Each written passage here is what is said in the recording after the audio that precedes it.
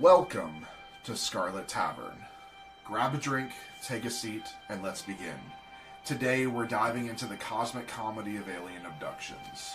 Grab your tinfoil hats, fasten your seatbelts, and get ready for a ride more outlandish than a UFO on roller skates. Because if we can't laugh about intergalactic road trips and probing pranks, what can we laugh about? Stay tuned for an abduction-packed episode that's sure to be a close encounter of the funny kind. This is Scarlet Tavern, mead, murder, and more. Alright, so... This is going to be a fun one. Yeah, we have finished our... Let's keep our background music on here a little bit. Set the mood. Yeah. So, we finished Jack the Ripper. Pam is back with us. And we decided to get it a little more lighthearted. I will start this off by saying I believe everyone in this room does believe aliens exist, but some of these stories are a little outlandish. Okay, I believe in aliens. Ben laughs at me every time. I'm not a firm believer on Bigfoot. Bigfoot is real. I believe in both. We will do a thing on cryptids and stuff where Bigfoot will come in, since we live in part of Bigfoot country. So I will find you, Bigfoot. Yeah, let's not. All right. He's friendly. Well, he doesn't exist according to you. Yeah, so what do you got to worry about? Yeah, we don't need to invite any cryptids into here. Okay. Come on, Mothman. Yes. Injured cold. No. It's the smiling man. No. Okay. So, we're going to go through a few of these. We're not doing long stories. A few of these we've touched on already, like Betty and Barney Hill. These guys. But we're going to touch on a few, give our opinions on them, and then if we have time at the end, we'll talk about our beliefs individually in aliens and all that kind of stuff. So, This is a whole barrel of monkeys to unpack. yeah, it is. All right. So, Betty and Barney Hill. Oh, these guys. These were one of our first ones from our first season. Yeah. So they took a spontaneous trip to the White Mountains of New Hampshire in September 1961. As he recounted in John G. Fuller's The Interrupted Journey from 1966, Barney needed a break from his night shift at the post office while Betty was mentally exhausted from handling state child welfare cases. On the last night of their makeshift honeymoon, the two found themselves in a Vermont diner ready to make the last dash home to Portsmouth, New Hampshire. By leaving at 10 p.m., they planned on arriving home around 2 a.m. On the road, Betty noticed a quote-unquote particularly bright star, perhaps a planet, in the sky. When this celestial object began changing its course in an erratic manner, Betty was convinced it was a UFO. Her husband was not. "Barney," she said. Sorry. "Barney," she said, "if you think it's a satellite or a star, you're completely ridiculous." It was very clear at this point that the honeymoon was over, and I really kind of wish we had a saved recording of her voice to see how close you are. Probably close. As the object drew closer, Barney pulled the car to stop and, gun in hand, got out to investigate. As he approached the object, Barney saw what he would later describe as a, quote, pancake-like disc glowing with brilliant white light, end quote, that was about the size of a jet. Fleeing back to his car, he and Betty tried to evade the vessel, but were instead overcome with an intense drowsiness and immediately fell unconscious. The couple pulled into their driveway around dawn, unable to recall what had happened. 2 hours of memory seemed to have been wiped from both their minds. While Betty was convinced that they had encountered a UFO, later reported the sighting to the Air Force, her husband was skeptical. It was only when the couple met with psychiatrist Dr. Benjamin Simon for a consultation in December 1963 that Barney changed his mind. I say Dr. Benjamin Simon that way because he is a known quack. He's a psychiatrist that is just whacked out. He is a male Harley Quinn. Really? Dr. Simon found both to be suffering from quote-unquote crippling anxiety. Betty, in particular, manifested hers in the form of repetitive, nightmarish dreams. Is he one of these idiots that would classify women as hysterical women syndrome or something like that? Yeah, that sounds about Dr. right. Simon then put them under hypnosis, which reportedly yielded high ominous memories. Barney Hill recalled creatures with slanted eyes taking the couple aboard their UFO to conduct experiments on their naked bodies. Barney claimed that the beings took samples of hair, skin, and nail clippings, then a 6-inch-long needle was inserted into Betty's stomach. Betty told Dr. Simon that she later asked a being they knew to be the leader where they were. It jokingly replied, "If you don't know where you are, there wouldn't be any point in telling you where I am."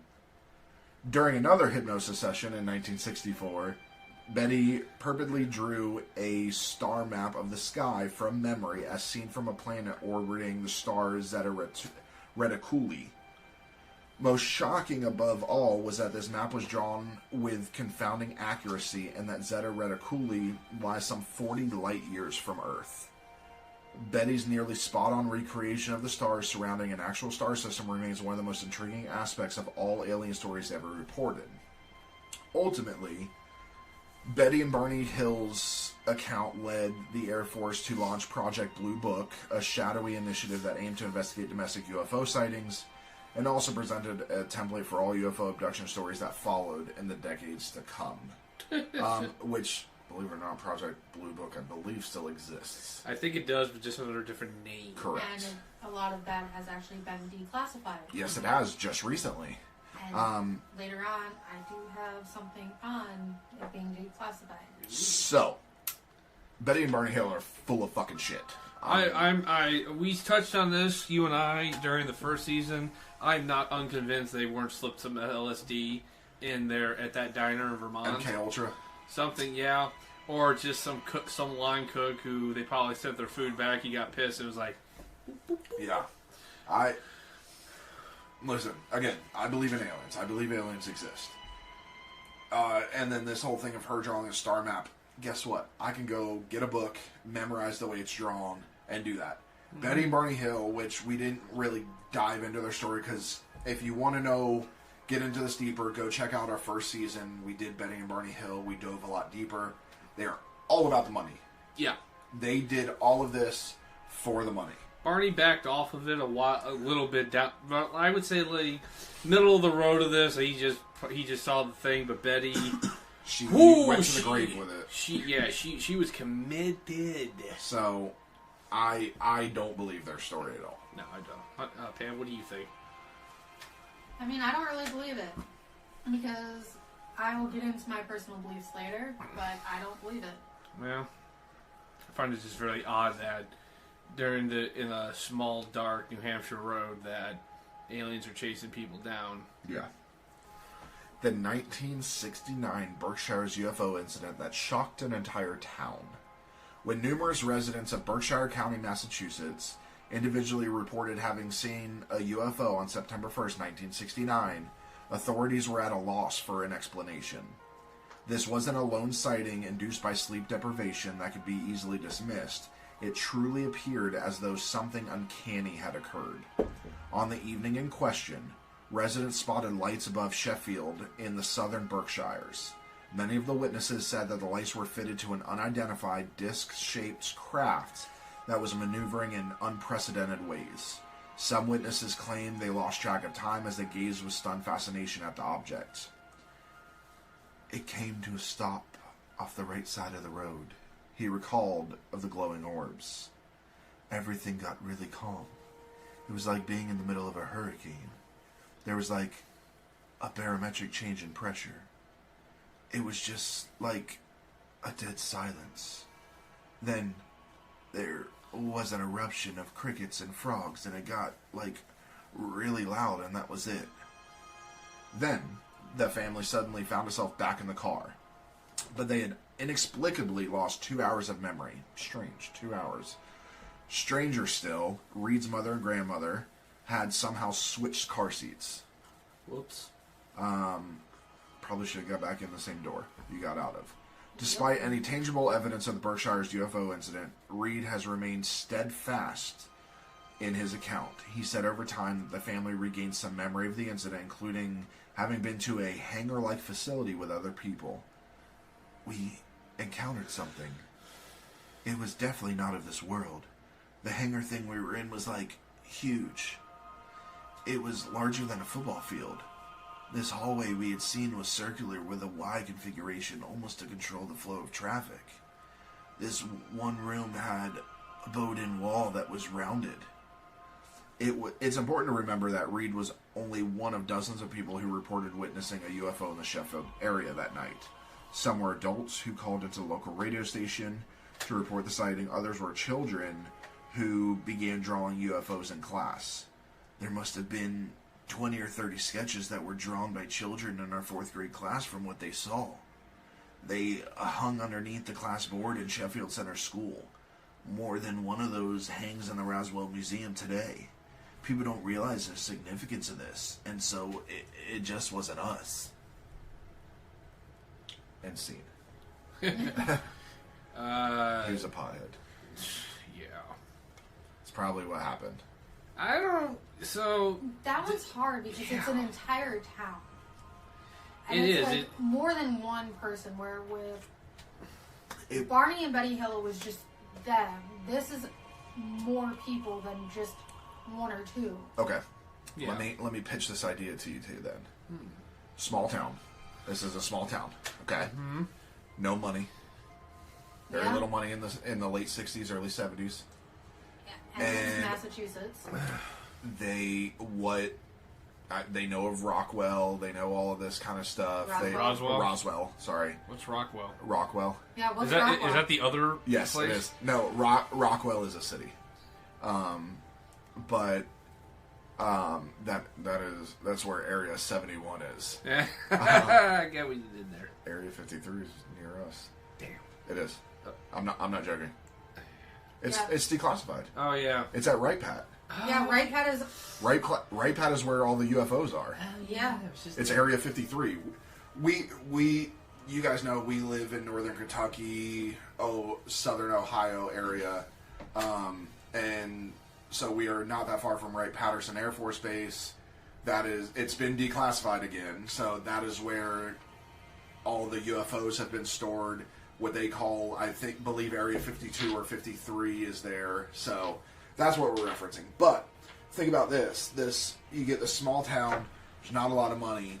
If they talk about this being a place that aliens come, what happens? Tourist dollar. Tourism. Yeah. Now all of these mom and pop stores are making a shit ton of money. They're going to start selling merch. All these people are going to start bringing in a lot of money, and now this town is on the map, and their buildings can't be torn down because now they're historic. They're this and that. So this is my opinion. Again, I'm not a skeptic. This is a way to keep their small town alive. It's also kind of weird. These descriptions are very, like with Reed's description of this is very detailed. Well, his description is a military airplane hangar. Exactly. Listen, the hangar we were in was huge. It was larger than a football field. C-130s and 141s go in there all the time. This hallway we had seen was circular with a Y configuration. He has a lot of... I would say my point is that he's got a lot of details for somebody who's essentially memory. on that and also on the ground level. Some of this stuff, it's like, how are you seeing this? Like, if you're if you're in the middle of it, some of these details would be very hard to come across unless you came at it at a different angle. Well, and, to me at least. And my other thing too is kids have great imaginations, okay? Oh, yeah. So these kids, even if this was real, are going to see so many different variations of things. But from all accounts of this, every drawing was the same. That all 20 or 30 sketches of these kids in 4th grade were exactly the same. Yeah, I think some of these parents are coaching them. Yeah, so... Or the teacher. Because now that one of these hangs in the Roswell Museum, like, that, that's a little convenient. I agree. Just me. But, so, Whitley Strieber I've never heard of this one. has written fiction for more than 40 years. with notable titles including the horror novels The Wolfen and The Hunger. You would like those. They're actually really good. He is a New York Times bestseller. That's kind of also why I added this one, because I knew I would enjoy this one. He contends that his writing streak was interrupted one night in the late 80s by an alien abduction in upstate New York.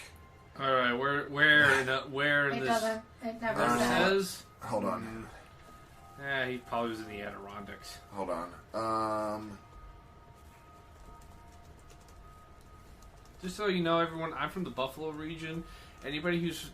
Nobody says upstate New York if you're from that area. You say Western New York. Upstate New York. My wife is not from New York, so therefore her classification is not valid in this case. Okay, fine. Western upstate New York. That just made no sense. So let's see. He was in a cabin. Kingston, New York. That, I believe, Kingston without... You can take a tour of it. Oh, I'm sure. Yeah, it was Kingston, New York.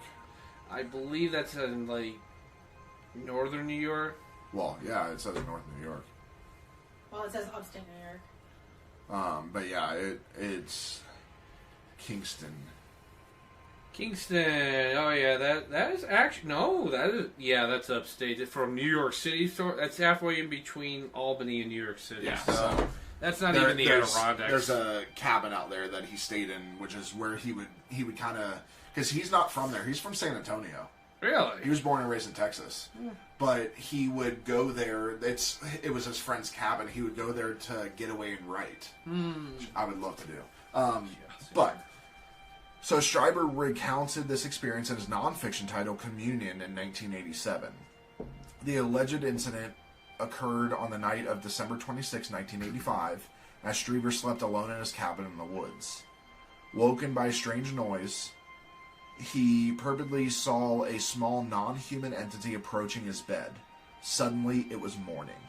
Not only had he awoken disoriented, but he felt oddly aggressive too. It was during a session of regressive hypnosis a few months later that some of the memories returned. According to Stryber, beings that he has since referred to as visitors entered his home and abducted him. While seen as a work of fiction added to his catalog of alien stories by many, Stryber never wavered from his position. In fact, his later work only doubled down on the notion that aliens were visiting him in his book, The Key, A True Encounter. Stryber detailed another alien encounter that he claims took place in Toronto. Sleep in his Delta Chelsea hotel room in the middle of the night on June 6, 1998, Stryber claimed to have been visited by another mysterious stranger. I got up to open the door, thinking it was a room service waiter. It was not. It was a man I described as about 5.5 feet tall, older looking, like someone in his 70s. He wore dark-colored clothing, a turtleneck, and charcoal slacks. Stryber claimed the visitor stood motionless by the window for nearly an hour, expounding on the dangers of creating an intelligence more evolved than its creator. Stryber claimed the visitor stood motionless by the window for nearly an hour, expounding on the dangers of creating an intelligence more evolved than its creator. Whoopsie. That's doubled. Whoops. Stryber said it was the most extraordinary conversation I've ever had in my life. Many are skeptical of Stryber's alien abduction claims, but one former Green Beret commander and developer of weapons at Los Alamos, New Mexico, John B. Alexander, believes him. For more than 2 decades, I have been interacting with Whitley Stryber and found him to be one of the most intelligent and thoughtful researchers in the field, said Alexander. There's no doubt. There's no doubt he does not claim to fully understand. So, this guy's full of shit. Yeah. My opinion.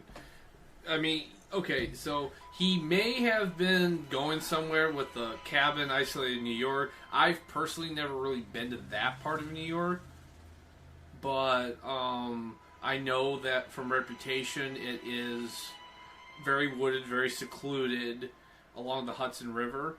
But where he lost me was the hotel in Toronto. Okay, so here's my counter to that. This is what I actually believe. Because... I mean, I believe it too. I believe both counts of it. And I'll tell you why. The second count... So, everybody's alien abduction stories are the same. These green men with the weird eyes and this and that. They abducted them. They probed them. Blah, blah, blah, blah. What he is talking about in the second part in the hotel room... This is a man in black. Yeah, I figured as much. This is how I picture aliens. They are not these green little thing. They're not Martian Manhunter. They're not all that stuff.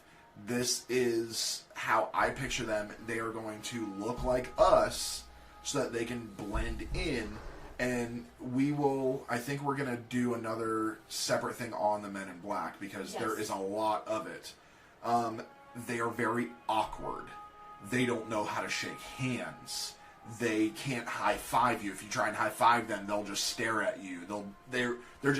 They look human, but there's just something off, and it makes your skin crawl because it's weird. And so that's what I believe visited him. That's why, and they are known to come to people's doors. No matter, like, the Men in Black are known to be in the suburbs and start knocking on people's doors. And if you invite them in, then they abduct you. And things like that. So, note yourself, do not invite random ass looking people into the house. Got it. Yes. But, so that's why I believe that this is legit. To me, this just sounds too much like the work of a fiction writer. And I'm just... It's too... I don't know. It's just, to me, my gut is telling me this is... The first part is the most believable part, but the second part to me is just it's fiction. He doubled down trying to get more. We're gonna circle back to this one when we do the Men in Black, and you hear about more of the Men in Black encounters, and then I want to see what your opinion is after that. My opinion was the same until I studied the Men in Black, and then it changed because the Men in Black are fucking creepy. And we're not talking about, like, the movie Men in Black. We're talking about the aliens. So, let's go to Pascagoula. It was October 11th, 1973, when Calvin Parker and Charles Hickson went fishing on the banks of the Pascagoula River in Mississippi. At first, when Parker saw blue lights reflected in the water, he thought police had come to instruct the two to leave.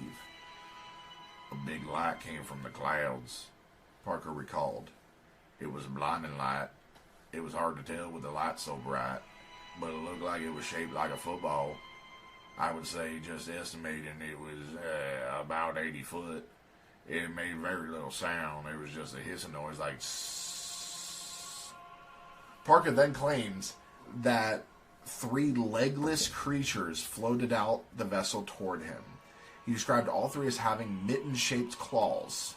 While one was necklace and gray, the other appeared to be more feminine. Sorry. Stop it. With one of them trying to wrap its hands around Parker's neck, his natural response of fear oddly subsided. I think they injected us with something to calm us. I was kind of numb and went along with the program.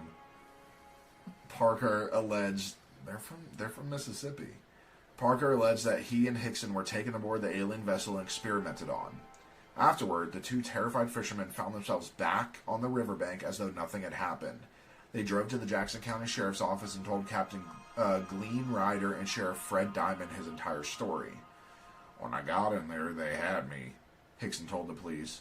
There were no seats, no chain. They just moved me around. I couldn't resist them. I just floated, felt no sensation, no pain.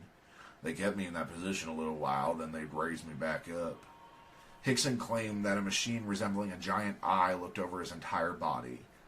He said he was surrounded by inhuman 5-foot-tall monopedal beings. Captain Ryder didn't believe the 2 men. He stepped out of the interrogation room but left a secret recording device running in hopes of obtaining proof that their alien stories were fabricated. But what he later heard on this recording made him think twice. Jesus Christ, God have mercy.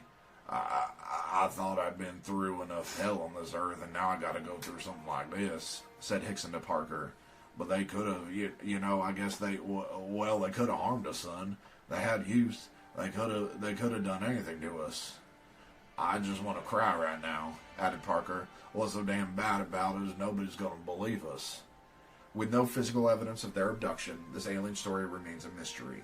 Parker stayed quiet about the event for decades, but after Hickson's death in 2011, he wrote a 2018 book on the matter. His publication prompted others to come forward, claiming that they too had seen a UFO that night. It makes me feel pretty good that I'm not the only one who saw something, he said. Most of these people are credible people. I think these boys had a little too much shine that night. So here's my thing with this. I'm not saying I believe it. I'm not saying I don't. Here's the thing with this.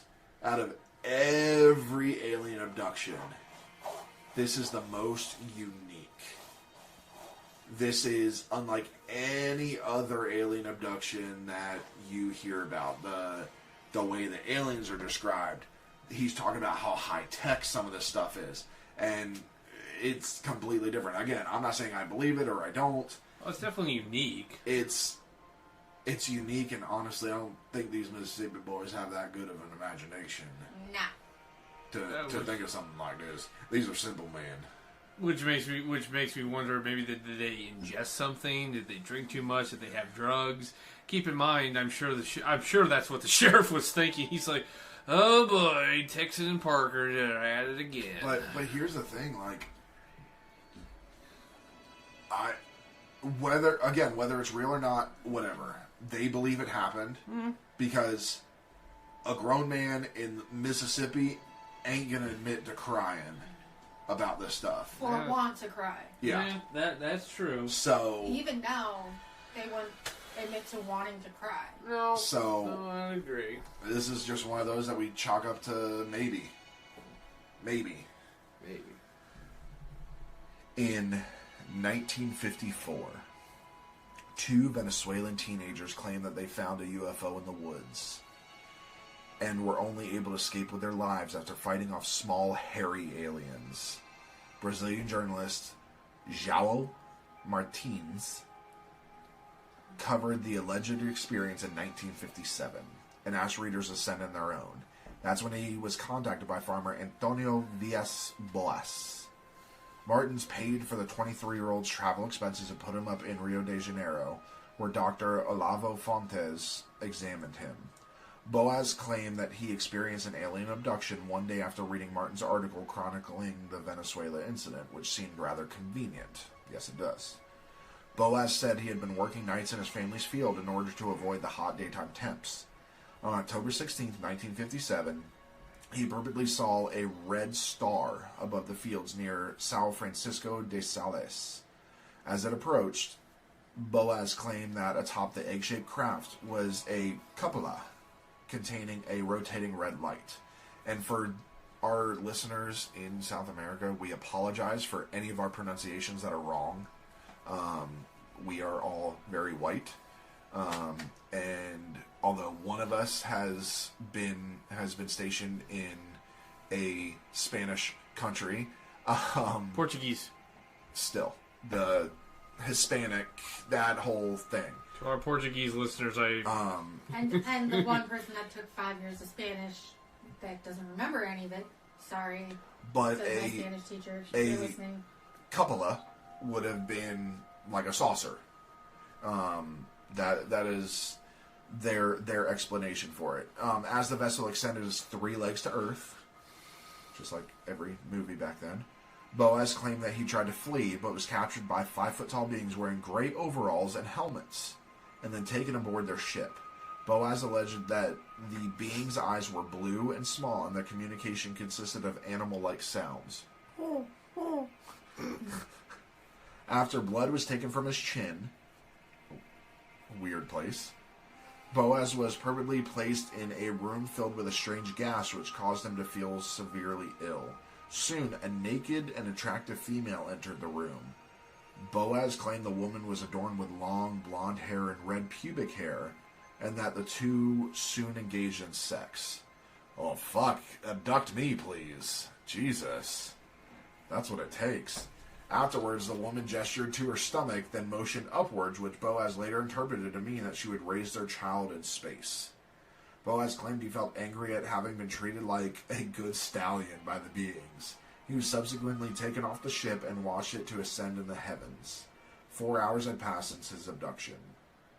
Though both Martins and Dr. Fontes believed the story was fabricated, the doctor noticed signs that Boa had radiation sickness, such as nausea and bruising, burning sensations in the eyes, and skin that was painful to the touch. Boaz later became a successful lawyer who created models of the UFO from his story in his spare time, while Walter Buehler of the Brazilian ufology group SBEDV visited him in 1962 and published a report on his story. It still remains unproven. Boaz died in 1991, but his intriguing alien story lives on. I 100% believe this. I want this to be real. Yeah. You want it to be real so it happens to you. Yes, I do. Do you think she showed up for trying to make child support payments? Aliens, if you're listening, redhead or blonde with red pubic hair, please abduct me. What the fuck, dude? Do you think any subsequent alien visitations to South America were attempts to serve him with child support orders? Yes. I mean, okay. The alien ship says La Migra on it. All right. Obviously, in all seriousness, there's more. Again, this is another different. You know what? I don't believe this. No, of course not. It's different. I'll give props to this dude for originality. Sorry. But blood from a chin and a gorgeous blonde show up. Okay. I will say, blood from a chin. It's possible you actually have a very good vein that runs along your jawline. He could have been injured too. He hit himself. He could have, but you do have a very good vein that, in cases of emergencies, nurses and doctors have been known to go into there with an IV if necessary. They don't like to because the jaw moves too much, and it's a very small vein, so it can be rolled really easily. Mm-hmm. But it is possible because it runs right here, right along the jawline, and then it goes up into like your mouth and then your cheeks and up. There's another flaw in the story too that I think. So he tells about he sees it landing. He tries to run, but he's captured by 5-foot-tall beings wearing gray overalls and helmets. Where'd they come from? The ship. They were. The ship is landing, and he's trying to run. They just appeared and grabbed him. Teleportation. Beam me up, Scotty. Teleportation. I mean, these things they're futuristic, man. They were able to summon a goddess. Yeah. To get impregnated by this rando Venezuelan. I'm sorry, buddy. I don't think they're going to pick you to do that with. No. Like, I'd probably go pick a king or something like that. But I honestly don't believe it, just because Martin's literally just released an article, and then, like, the next day he gets a call. This happened to me. Sure yeah. It did, buddy. Yeah, okay. Sure it did. I'm going to write Martin's and tell him this happened to me. Alright. On October 21st, 1978, Australian pilot Frederick Valentik disappeared. Oh, we're going to Australia. We have quite a few listeners. Oh, yeah. In Australia. It's not even a country. Oh, God. It's a penal colony. We apologize to the people of Australia for Kayde's remark. Have you seen the shit they have over there? The fucking spiders? Yes, I've seen it. That's why I will not... The snakes? Fuck that shit. It's a penal colony. Yes. I'm sorry. Australia, you are hell on earth. Yes, because literally every creature essentially wants to kill you. Yes. You think koala bears look so cute and cuddly, but they're actually very fucking aggressive. So, fuck Australia, but still listen to us. Yes. I apologize, Australia, on behalf of Kayde and my wife, Pam. Australia, we need your money. Keep listening to us. It was during a 125 nautical mile training flight aboard his Cessna 182 Lima over the Bass Straits between Tasmania and the Australian mainland that the confounding incident occurred. It's important to note that the 20-year-old, who was an enthusiast of alien stories and ufology, was a fairly experienced pilot. At 7:06 p.m., while at 4,500 feet after departing Moorabbin to reach King Island, Valentik reported that an unidentified craft was following him. Melbourne Flight Service insisted that there was no traffic near him, but the pilot was adamant a large vessel was on his tail. He explained that it had 4 bright lights and suddenly passed 1,000 feet above him at a remarkable speed. For 5 straight minutes, Valentik described its movements and shiny metallic exterior. Suddenly, Valentik experienced engine trouble. Melbourne Flight Service asked him once again what the aircraft looked like. "It's hovering, it's not an aircraft," were his final words. The last sound radio officials heard was a metallic scraping sound. Authorities presumed he had crashed, but a later search of the area yielded nothing. Not even the Australian Department of Transport could find answers. And in 2014, however, new claims came to light. A UFO action group in Victoria alleged that an unidentified farmer observed a UFO nearly 90 feet in length, hovering above his farm on the morning following Valentik's disappearance. More importantly, the farmer purportedly claims that the pilot's plane was stuck to the UFO, leaking oil. While the farmer said he scratched the airplane's registration number on his tractor, he never came forward, claiming that the ridicule he'd received from his peers after telling them his tale had discouraged him. Unfortunately, the Victorian UFO group never managed to identify the man. For the UFO Action Group's lead investigator, George Simpson, frustration abounds. It's easy for some to dismiss, but there are corroborating stories confirming that there was a UFO near Adelaide at the time. He said that this was an experienced pilot who should have been able to identify another aircraft, but was clearly unable to. Ultimately, only a few possibilities regarding the disappearance of Frederick Valentik exist: that he crashed and his remains were never recovered, that he purposefully disappeared, or, of course, that he was abducted by entities we don't yet understand. This is the one I believe the most. Where's the fucking plane? Yeah. Where is it? So planes don't just disappear. Well, actually, they kind of do. Not but really. Well, there's the was that Malaysian flight that disappeared over the Indian Ocean. They've never found any remains of that, even aliens. to this day. I'm not saying it's aliens. It's aliens. I agree. This is the more believable story. I'm on the fence with this one, mostly because there are incidents there are things that can happen to a pilot when he's flying that, affects his vision. He starts hallucinating. An experienced pilot. It doesn't matter. It's still can happen. And it wasn't going at over 30,000 feet. It was at 4,500 feet. I'm not, like I said, I don't know enough about piloting to say, it could do this or it could still happen this and that, but there are some reasonable explanations for it. But like you said, though, this is why it's more believable. He didn't get abducted, he didn't show up on the ground, he's just flying along and somehow he crashes into it. And it is very odd that they would not find something. Cessna 128 Skyline is not exactly... It's a smaller plane, but again, it's very odd that it's found nothing. I don't believe the whole, he just disappeared. It's like...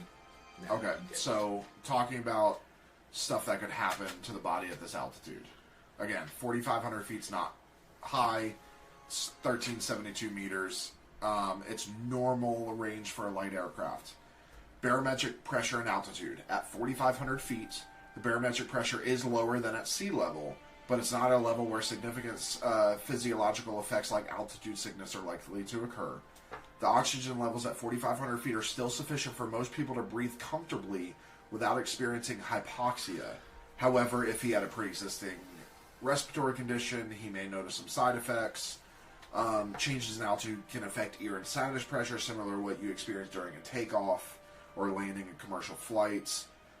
Could have dehydration, but an experienced pilot's going to hydrate himself. Some individuals may experience motion sickness, especially if the flight involves turbulence. And then there's cooler temperatures, but again, the motion sickness, all of this stuff, he's an experienced pilot. He's not. He's also not in a Raptor that's doing Mach whatever. That's pushing 6 Gs. Yeah. He's just cruising. So him having some type of epoxy or anything like that, unless he has a pre-existing condition, which would have been told in the story that as a possible misnomer, saying, "Oh, he had a pre-existing condition." So with that pre-existing condition, depending on how severe it was, his pilot license would have been revoked. It depends, because he's not flying commercially. If he's flying for himself, he could still fly. They won't take it away. If he's transporting goods, if he's transporting people, then yes. But they don't really monitor that, because there's a lot of old guys that have heart conditions and stuff like that still fly, but they just do it privately. I mean, I sincerely doubt that motion sickness would have made him hallucinate. No. Hypoxia would have, but he was not that high for it. So, like I said, this one is the more believable one. It's just very odd that there's no wreckage. Where's the wreckage? Like, obviously, if he was abducted, they never gave him back. Yeah. They took the plane with them. Which is also kind of says something a little bit more sinister. They took the plane with them. They're studying the plane. They're doing whatever. I can't imagine a Cessna would be interesting to an alien group. It's a ship they don't know. Mm. I mean, even if we had... I mean, we've got very advanced airplanes. Even if we saw something that was less advanced than ours, but something we've never seen before, you know the U.S. is going to take that and study it. There's the Borg. He was abducted. They assimilated the Cessna. I don't think it was the Borg, because the Borg tried to gain more intelligence, and the Borg have even said that humans are pretty stupid. Well, and this was a big ship, not a cube. So, okay, have you seen the Borg cubes though? Yes, but they said it was a long ship. Yeah. It would have. He would have said, "Oh, this is a cube." Or a sphere. On November 5th, 1975, Travis Walton was purportedly abducted and didn't return for 5 whole days. When he did, he had quite the explanation for his disappearance. Dismissed as a mentally unstable liar, Walton chronicled his alleged alien stories in The Walton Experience 3 years later, which was adapted into the science fiction classic Fire in the Sky, which is amazing. Great movie. Never seen it. It is very, very good. It is not a true story at all, but for a sci-fi classic, it is a sci-fi classic. It doesn't even follow what happened to him. No, what he said. It doesn't even. It's Hollywood, that's why he hates the movie. Yeah, Hollywood ruined a fake story. It's great. They made it better. Actually, because they have better writers. Yeah. You can ask Pam how dry his writing is. Oh, I couldn't even get 20 pages into his book. Out of 600 pages. Yeah. Walton's abduction began after a long day's work in Site Graves National Forest near Herbert, Arizona. Walton and a 6-man group of loggers were returning home when they allegedly spotted a shiny disc spanning 40 feet in diameter hovering in the sky above them. Excuse me. It was a metallic glowing disc, making some very strange sounds, he recalled. The closer I got to it, the more scared we all got, and they were swearing at me to get away from there, and when I got up close, it suddenly got louder and started to move. Walton then claimed that non-human beings abducted him and experimented on him until he fought them off. He has maintained this claim for 45 years, but as the beings were purportedly poked and prodded at him on a kind of table, 5 days elapsed on Earth, where Walton was officially declared missing and his co-workers became suspects. I became conscious inside the craft, and I believed I was in the hospital, said Walton. I was in a lot of pain, and as I became more conscious, I looked around and I saw alien beings, and I just panicked. They were much smaller than me, and I think that's the reason they gave up. He said, adding that he hit one of them. Once they found out they couldn't control me, they split. I was absolutely terrified. Meanwhile, Walton's colleagues were questioned by authorities, and when Walton miraculously reappeared full-scale investigation was launched that included polygraphs, psychological evals, and physical examinations.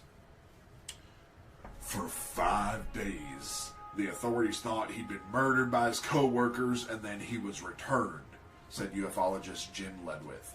All of the co-workers who were there, who saw the spacecraft, they all took polygraph tests and they all passed, except for one, and that one was inconclusive.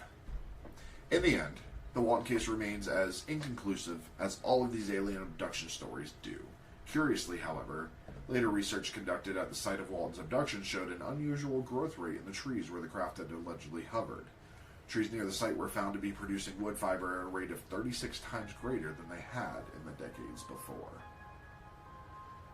Travis Walton's a fucking whack job. Yes. So, one thing that was, obviously, since this was a condensed version, there is one aspect when, during that 5 days, when Travis Walton was disappeared, his friend, who was the one in charge of the logging crew, the National Enquirer was interviewing him. Now, the movies make it look like he was more like, yeah, get away from me. Robert Patrick did a great job in that film, great actor, love him. But the movie made it look like, oh my god, everyone leave me alone. But in reality, he was the person he portrayed was actually pretty open about it. He was professing his innocence, saying we didn't kill him, the aliens abducted him.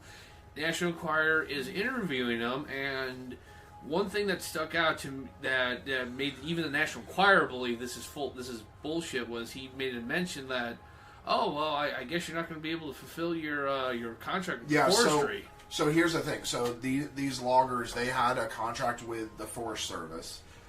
They had X amount of time to cut X amount of trees. We don't know. They never went into detail. Well, so it was, they had like a month left on the contract, and they got visited at the site by inspector. And the inspector reported back to the Forestry Service, these guys are not going to get it done in the reported time. If they didn't if they didn't fulfill the contract, they would have been fined $2,500. Yeah. But we don't know the length of the contract. We don't know what the contract entailed. But basically, these guys were short on the contract. There was no way they were going to get this contract done. They were going to be fined a lot of money. They were going to lose the contract. They also would have lost a lot of funding, because you have to remember that what happens with a lot of these contracts is some of these businesses, they own the people, but they don't own a lot of the equipment. So the Forestry Service will basically loan them equipment, and they don't have to pay for that equipment as long as they fulfill the contract. Well, if they don't fulfill the contract, this logging equipment is millions of dollars. And so not only is that equipment gone, but they have to pay them for the time that they had the equipment. And if we have any loggers that listen to us that want to give us some insight of how it was back then and all of that, please let us know. But yeah, so they would have been out a lot of money. So a lot of people believe, and I believe this as well, that this was kind of almost a stay of execution for their contract, because this did put their contract on pause. It didn't stop it, didn't let it continue. It put it on pause while this investigation was happening, because now this site is an active crime scene. So there's nothing that can happen. So it puts it on pause so that, well, Travis Walton comes back. We have 5 days to secretly do this. Let's get as much as we can in 5 days, and then they'll extend that contract. Will have that extra 5 days that maybe in 10 days we can get this stuff done. Or more likely, what they would do is it would allow him to get out of the contract with no penalties. Yeah.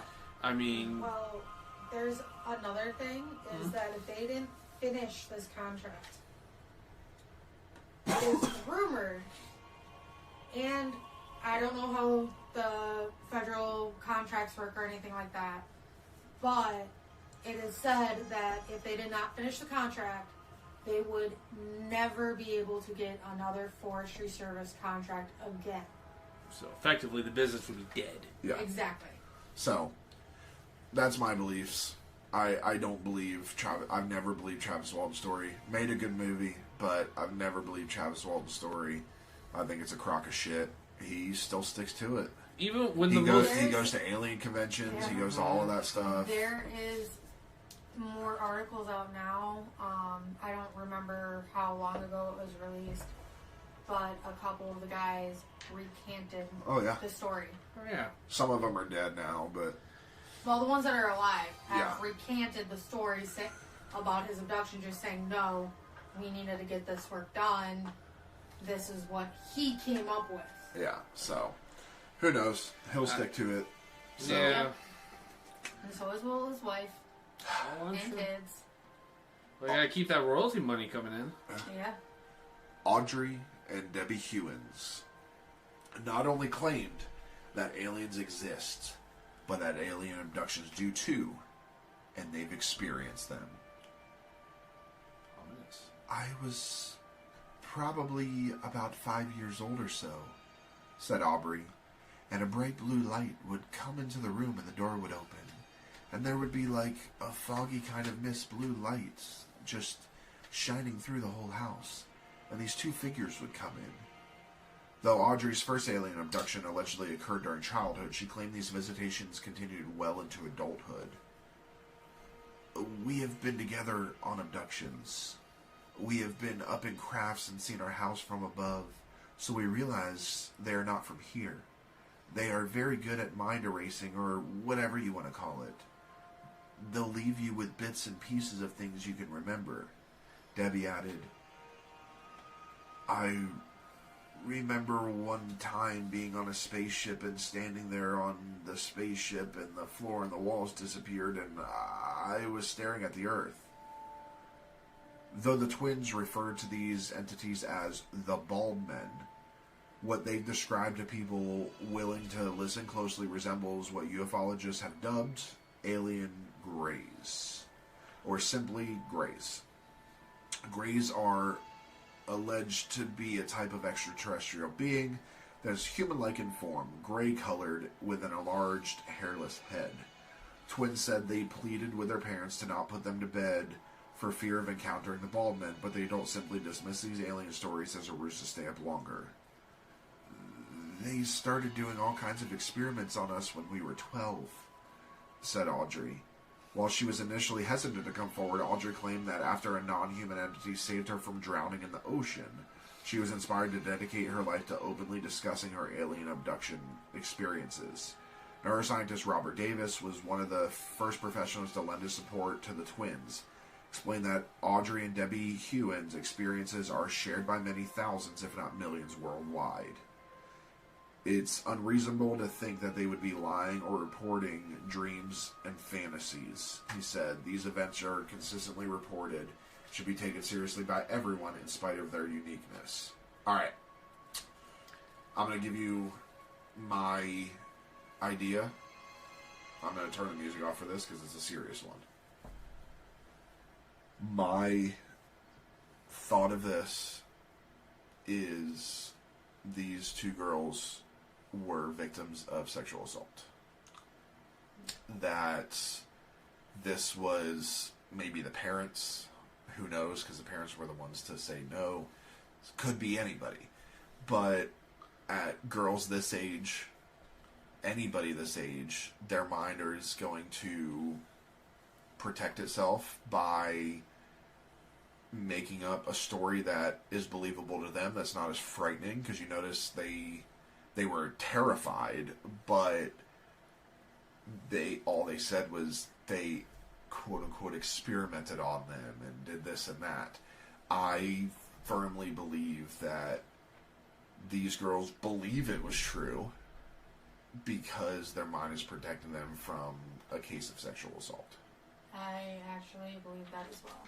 That makes a lot of sense since it's happening over the course of their lives. All the way up into adulthood. Exactly. And they're twins. These two are going to be always together. You notice they said sometimes they would abduct us together and experiment on us together. Yeah. So I firmly believe that this is a case of sexual assault. Yeah, that's the more likelihood. I mean, as far as aliens, I'd love for it to be true, to be an alien abduction. Not that, but I don't believe it. I mean, in terms of alien stories, this is pretty generic.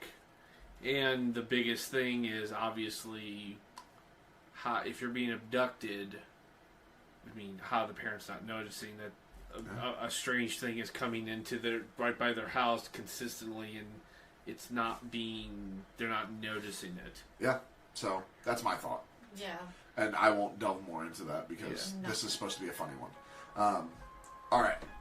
When I was writing it, I did not put 2 and 2 together, so I am sorry, guys. No, it's fine. It's an alien abduction. That's just, I've read that story, and that I figured it was going to be in here, and that is my view. So, everybody grab your crayons. Oh boy. Because we're going to some Marines. Okay, what's everybody's favorite flavor crayon? Green. I eat regular food, not crayons. Also, I'm in the Army, so I will definitely never eat crayons. As a former United States Marine, Terrell Copeland isn't easily dismissed as an unreliable observer, so his alien stories are perhaps harder to shake. It's not. Copeland claimed that his first experience with aliens occurred in 2007 when he captured footage of what he believed to be a UFO on a cell phone from his apartment in Suffolk, Virginia. Hold on. I gotta pretend I have a crayon in my mouth. I mean, I can go get some. Hold on. In translation, it was an orb of light, he said. Just a big ball of light. It wasn't moving. One was solid white. The other was directly across the street from it, up 300 feet above the ground, and was changing colors very rapidly. Hoorah. They always end their sentences with hoorah. Yeah. It's like a period. Hoorah. Copeland recalled feeling as though something was wrong and that he wasn't supposed to be witnessing the unnerving aerial appearance. But he alleged that it wasn't until after he published the footage online that things truly became strange. Rah, rah, rah, rah, rah, rah, rah, rah. In translation, I woke up from a nap by the sound of someone trying to enter my apartment, he said. And I said, "Who is it?" There was no answer. You could see the doorknob moving and scratching at the door, and I keep a firearm. It was on my table, and my thought was to get up and check. Despite the urge to get up, Copeland was paralyzed and only able to move his eyes. Suddenly, he perfectly heard a voice through the door tell him, "You don't need that weapon. We mean no harm." At that point, I would have shot. I would have unloaded 3 shots right into the door. He couldn't. He was paralyzed. The incident certainly resembled a natural phenomenon known as sleep paralysis, which is experienced by many. But Copeland soon began to experience missing hours as well. He was incapable of accounting for 4 waking hours during a span of 2 nights. Rah, rah, rah, rah, rah, rah, rah. In translation, when you see these objects, and then you do the research and you see that there are so many people who have experienced the same thing as you have to say to yourself, maybe there's something to this. Copeland claimed that as soon as he started to keep a log of notes and sketches, his memory of what had happened during his episodes of Missing Time began to resurface. Rah, rah, rah, rah, rah, rah, rah. In translation, I was in a room and I saw a woman who did not have complete human features. She had the typical black eyes that you hear about. She had an elongated skull, and that startled me. And the next memory I have is me standing on my balcony waving at the cylinder-shaped ship.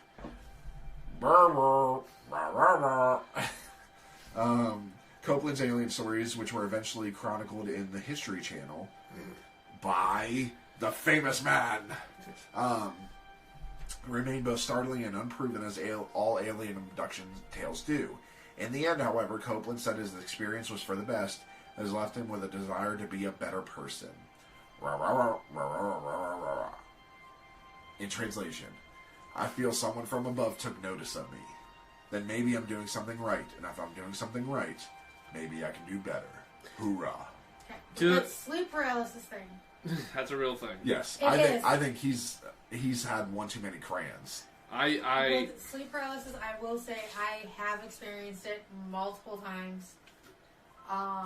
You do see random shit. I don't see aliens. Like a mouse. I wasn't asleep. Sorry, folks. We a little bit of a backstory. We thought we had a mouse in the house, and no, Pam thought we had a mouse. Well, yeah, in the house. Well, we never found it. Fuck you guys. Maybe it's an alien. I have seen stuff in sleep paralysis, so it is very likely that I believe what he saw, but I don't think it was an alien abduction. Because sleep paralysis, if you wake yourself up from sleep paralysis, you're still in the paralysis where you're just seeing random things that your brain can't comprehend. I know what happened to his missing, where he went with his missing hours. The Crayola factory. I don't think it's that far from there.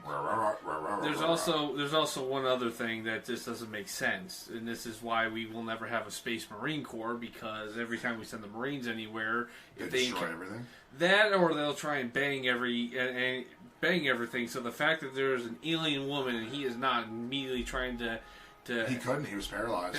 Well, you're right. That's the only thing that stopped him. Yeah. He tried. To anybody who's listening who's a former Marine, we make no apologies for what we did. We're all former. You deserve it. Yeah, we're all former servicemen and women. Service people. We have to be politically correct. I hate my life. To be not because of you. You're on the couch tonight, mister. Also, you're all in a cult. Yeah. You deserve what's coming to you. That's a little mean. That is a little. They're all mean. How many Marines are dickheads? How many Marines have you met that's a dick? Actually, none. I know two that are I only nice. know one that is not a dick, and he just left my work. Yeah, I know two that aren't dicks. Anyways, the rest of you all are dicks. So those of you listening in Camp Lejeune, fuck you. So from the Air Force. Yes. And the U.S. Army. Yeah. Sheila Young, who works as a preschool carer, in Troy, Montana, says she and her family were abducted by aliens and that it was the most horrific experience of her life.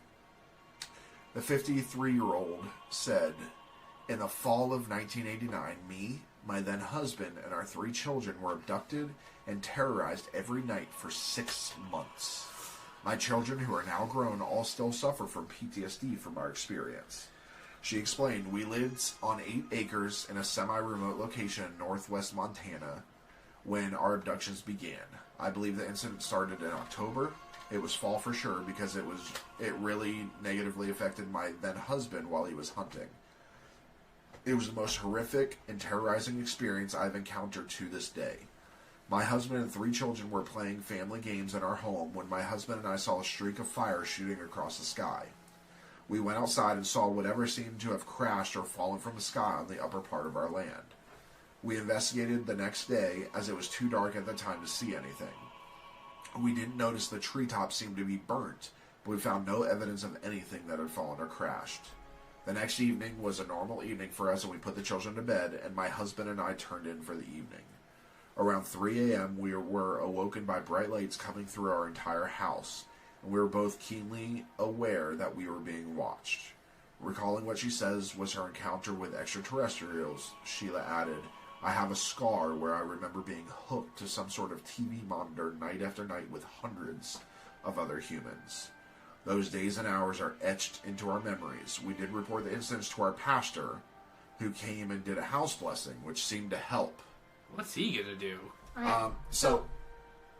Blessings don't help with aliens. No. I'm just saying. Yeah. But if there's going to be a fucking invasion of aliens, trust me, I have the most experience of this place of anybody. It's going to be in Montana. I have been in Montana so much. I was stationed in Wyoming. I worked nuclear security. I was in North Dakota, South Dakota, and Montana. I've been to Montana so many times. I know where Troy is. it is literally in the middle of nowhere. When you see aliens creating crop circles and all of that, it's going to be in a place like Troy, Montana. This, now whether she, I'll tell you right now, something this traumatic, this is the most traumatic one that you hear about. I don't think she's making it up. No. Again, this is the place that they would do it the most because it's remote. Yeah. She has a scar. Yeah. Now, yes, a scar could have been from whatever, but... To have a memory of how she got the scar. But listen, to sit here and your kids still suffer from PTSD, which could be studied and recounted, they're not going to keep up with that their entire life. No. They're not. At this point in time, they would have come out and said, oh, this is fake. And it's even shown that there's been UFO sightings above certain bases that have nukes on them and in those areas. I also believe I read somewhere Montana has the highest percentage of UFO sightings in at least in North America. I'll tell you why. Because they're all on meth? No. I'll tell you why I believe. So... I believe that aliens have far better technology than we do. They are far more advanced. So, if I were an alien and I am trying to figure out where some technologies are, stuff like that, I'm going to do a scan. Yep. Well, my scan's going to pop up radiation. So... where is the most radiation in the U.S. besides power plants? Nuke bases. Yeah. Yep. Right over the nukes. So that's why you see them the most there. I think they're looking for power. Maybe their ships are nuclear powered. Nuclear fission is a thing. I mean, we are missing a nuclear warhead from an alien. Yeah. Nuclear fission is a legit thing. For a very long time, we've been looking at safely powering space shuttles and things using nuclear fission because it saves a lot of fucking money because it's a natural occurrence. So they're trying to get away from gas and all of this jet fuel and stuff like that. So nuclear fission's been a thing. So maybe these aliens run on nuclear fission. So they're scanning for nukes to fill up like it's a fucking Tesla. We're a gas station. Yeah, like it's a Tesla and they're trying to plug in. Maybe their ship can absorb the nuclear energy. So that's why they're hovering over these places. That's my experience. I think this is probably one of the most realistic for me. Oh yeah. I just don't get the whole terrorize the family part of this. You flew. Nobody said aliens are nice. Yeah. I don't believe aliens are nice. I believe in aliens, but I believe aliens are assholes. I think they're... So here's my thought. My thought is aliens are going to be like humans. You have the good ones and you have the bad ones.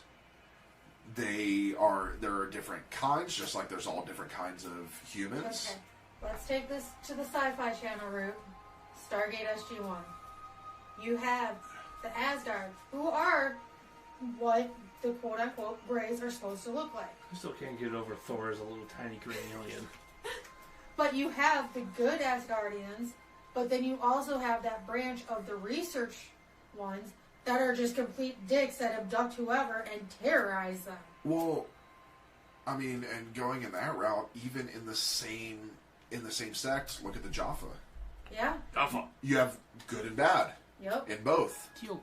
You have Teal'c who turns out... Greytack. You have Teal'c who turns out to be an amazing quote-unquote person, because he's an alien.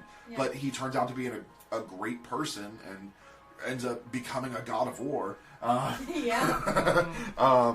But if you look at the beginning of it, when they're walk through the fucking portal, they're just attacking everything that they can fucking see. So you got to understand that we are, as just creatures, you are going to be aggressive / cautious about things we don't understand. Aliens don't understand us. They could see us as a threat. And so they are trying to. I'm sorry. They are torturing. They are. Listen, if I believe there's life on hundreds of other planets. Oh yeah. We haven't even explored 1% of our galaxy. So I believe there's life on other planets. Some of those lives may be simple. They may still have cavemen that the aliens have encountered that. So then they go from that to us, who have fucking planes and missiles and all of this. That's a huge threat to them. With one of these missiles, could you imagine an alien flies over Israel? Iron Dome takes him out. It's gone. So I'm just saying right now, if we ever get a property or anything, we're creating an Iron Dome. Well, there's that too. An alien shows up, I'm shooting first and asking questions later. And then I'm gonna probe him. Wow. See how he likes it. I'm gonna come out with a blonde wig and red pubic hair. That's one thing I don't. Well, I don't. Again, why the carpets didn't match the drapes? No, not that. Okay, I was thinking that, but I didn't want to say it because I'm like, okay, that's a little crossing the line. With the Shield of Young, while I do believe, well, just to wrap it up with Shield of Young, I do believe this is again one of the more believable ones. Sheila Young was. It wasn't Sheila Young. It was the Montana. Yeah, Sheila Young. Oh. I'm reading your notes. Okay, I'm sorry. I copied and pasted this one. Well, I do believe this is definitely in the category of the much more believable, more likely to happen. Again, what I don't understand is a lot of things are. It seems to be like it's horrific. You have a gun. Where are you not? Are these people not shooting them? If some they may not have guns. He said the husband was hunting. He has a gun or he has a bow. Either way, a lot of these stories start out the same way. I was paralyzed, or I was asleep, and then I disappeared and reappeared. True, but in this, I'm talking about this case. This case, it seems like she was sleeping. Yeah, they were taken at night when they went to bed. The next evening was normal for us. We went to sleep, and around 3 a.m. we were woken by bright lights, and we were aware that we were being watched. And then their memory started to come back. Now, Sheila's not the only person to have shared her story. On Reddit, user Synodic Oracle wrote, I had an awful experience that I know can't have been a nightmare because I keep getting flashbacks and feel sick with fear when I remember. When I woke up, there were people surrounding me, or things. I can't remember what they looked like. I screamed and ran to my mom's room, but she couldn't hear me. When I pulled the cover from her head, nobody was there. Everything sort of melted around me. Story goes on. There was a cannula in my hand, and there was a white fluid in a syringe. I screamed, and they then put it into me through the cannula. It hurt so much, and it felt like I was burning inside, and I remember the pain. I almost blacked out with the pain. I felt smoke in my throat, and it tasted acidic and thick. I pushed my way out of this tube, and I ran. I kept on running. They held me down and put more of this liquid in me. The pain almost killed me. Then I blacked out and was back in my room. All night I tossed and turned in pain, and I realized my voice had been totally silenced. The thick smoke in my throat muffled my voice. I screamed them to take it out. I did not wake up until 1600, which is 4 o'clock in the afternoon, and my mom had to wake me up since it was so late. The veins in my hand are sticking out, and I feel itching and stinging pain inside my fingers. I took painkillers, but nothing helped. That's fucking terrifying. It does. I'm a little skeptical of it simply because it is Reddit and it's no real. I believe everything on Reddit. Of course you do. I do. It's very graphic, and this sounds very horrific. And I hope to God this is fake, because I would not wish this kind of trauma on anybody. We're gonna speed through these next few. It's just this next one. We can skip the last one. Yeah. So this last one. This also comes from Reddit.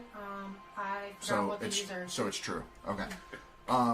When I was young, about 4 or 5, I had my experience. Up until a few years ago, I thought it was a dream because it was a very vague memory, but throughout the years it kept getting clearer. Here's what I can remember as of now. I remember me as a child. I'm on this table. It was like a slab in the middle of an all-white room, and the room was extremely bright. I was in an outfit that reminded me of a hospital gown, and I can't move my body or head. I can only look around with my eyes. Suddenly, the door opens. It was like an automatic door. Behind the door, it was all white as well, and suddenly these two people are in the doorway. They were very tall, probably around 7 feet or so, extremely thin and pure black, so I couldn't make out any features. I've dealt with strange things all my life, scars magically appearing on my body, bruises I wake up with, etc. It's true, it's on Reddit. I mean, I wake up with bruises all the time on my body that You've been can't abducted. explain. I don't think I've been abducted. Alright, so, wrapping this up, I'm gonna save my thoughts on aliens last. I'll let Ben go first. Let's let Ben go first, then Pam can go, and I will save mine for last because it's the best one. Ouch. So, I believe in aliens. I believe that just it's very unlikely that we are alone in the universe. But on that is, I believe most abduction stories, and I'm talking like a very high percentile, almost to 90%, are false. For the simple reason is that they all kind of sound the same, and then at a certain point you have to really take a step back and just wonder, okay, what an alien is coming around doing it now. If you look at it from, like some people say, look at it from like a researchers or a biologist standpoint, they would go for, when they study animals, they go for isolated ones, they tag them and everything. So, but like I said, I just find it very odd that an advanced species, spacefaring people are going to go out of their way and just study. Like, we're not, despite us being obviously mammals and animals, we're not really animals. We have what I would consider a civilization. I just find a lot of these stories very far-fetched, and they all sound so similar. I feel like some of them are just feeding off of one another. Which is, somebody reads a story, whether they intended to or not, they just all start copying each other. And like you pointed out before, sometimes these are just covers for traumatic events that these people just cannot process. And they come up with aliens. This last one right here, where it's extreme light, this sounds like a medical emergency that happened very young, 4 or 5, and he's remembering aliens, but in reality he was probably at a hospital. Maybe he was near death, or this person was near death, and this is how they remember it. So, and this here, we're not going to debate each other's thoughts, because it's everybody's own opinions, and we could spend hours and hours debating this. Yeah. And we're not going to do that. Maybe we'll do that if you guys want on another episode. We won't have any topics. We'll just do a debate about aliens and things like that, because I know Ben and I, just ourselves, can go for hours and hours debating. So yes, it's very annoying at times. All right, Pam, comes in handy. Your thoughts? So, I do believe in aliens. I believe that we have been visited by aliens from other galaxies and other planets. But I have another interesting theory that I like, is that because we have a lot of Bermuda Triangle-like areas, the Great Lakes, the Bermuda Triangle, I think that those are portals. And that is how aliens are coming in. So I believe that, like Ben, I believe only a few of the incidences that we talked about are actually true. Other ones are just kind of covering up traumatic injury, like traumatic events, because the brain we still don't know a lot about Brain. Where it could just be a cover for everything. Okay. Alright. So, obviously, I've said I believe in aliens. I, like Ben said, I think it's absolutely asinine and very bigoted of us to think we are the only creatures in the universe that have life. We're the only habitable planet. We've already proven there's other habitable planets. Whether there's life in those or not, we don't know. We haven't fully explored them yet. But we have only scratched the surface of our galaxy. We have such an amazing galaxy around us that, like I said, we haven't even, if you look at the statistics, we haven't even reached like 0.1% of what is out there. We barely scratched the surface. We can't go that far. We haven't figured out how to do it yet. Or somebody has and they are just not telling people. But my thoughts also sort of align with Pam's so I do believe that there are aliens in different places. So I believe that there are aliens out in the further reaches of the galaxy that are taking light years to get to us, or blah, blah, blah, blah, visiting other planets. I also believe there are some here on Earth. I believe that they are on another plane of existence. If we look at places that are prone to cryptids and things like that, we look at especially a place like Skinwalker Ranch, where this place, not just cryptids, but everything has been seen there, which I want to try and visit. You have fun with that. I'm going to skip that one. But it has been talked about that in Skinwalker Ranch, there is a part of Skinwalker Ranch that you can go to, and at the right angle, you can almost see a tear in what looks like just the world, where a lot of people believe these cryptids and things are coming through. I believe that through tears like that, they are still here. They're on this planet, and I don't necessarily believe in the natural sense of a portal of they're going from planet to planet. I believe that they are going from plane to plane. That's what I meant with so they are still here. They're on planes of existence that they're moving in and out of, and that's why they are disappearing so quickly. Maybe they have technology that can rip holes into the space-time. Our scientists have been trying this for decades on how to break into the space-time continuum and trying to manipulate matter and time travel and things like that. There are some people that claim they've achieved it. And that we're going to be doing a few of those too, because as much as Ben hates it, I love time travel. I do too. It's very interesting. There are quite a few time travel stories that I love, that are fun to poke at because they're obviously ridiculous. But we've been studying this stuff for so long and showing that it is possible.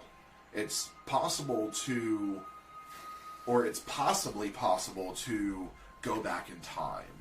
Or forward in time. So I think that's how these aliens are moving around and getting around.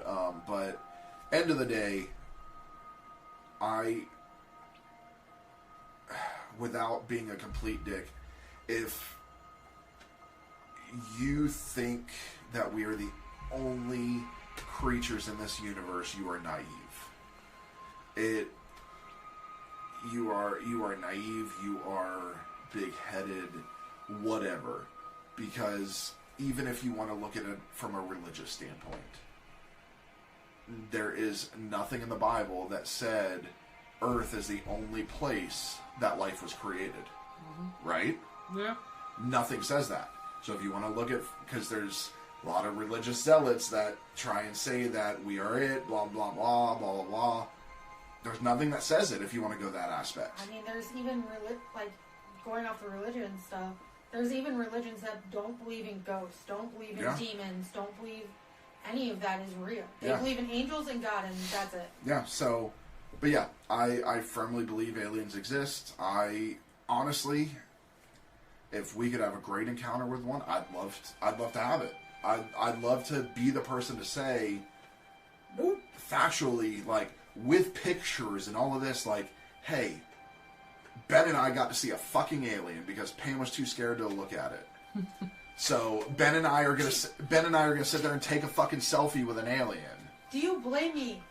Yes. Well, I mean, most of the aliens, honey, are about your size. Yeah, you would blend. We just paint your skin gray. You blend right in. Fuck you. So I listen. If I have the chance, I'm taking a selfie with an alien. So. But no aliens are invited into this house? No, but we will meet you out back. Ben and I will meet you out back. But yeah, so that's it. We want to thank you guys for listening, and thank you for visiting the Scarlet Tavern. Remember to turn in your glasses, push in your seat, and as always, tip the bard. Good night, everybody. Good night. Good night.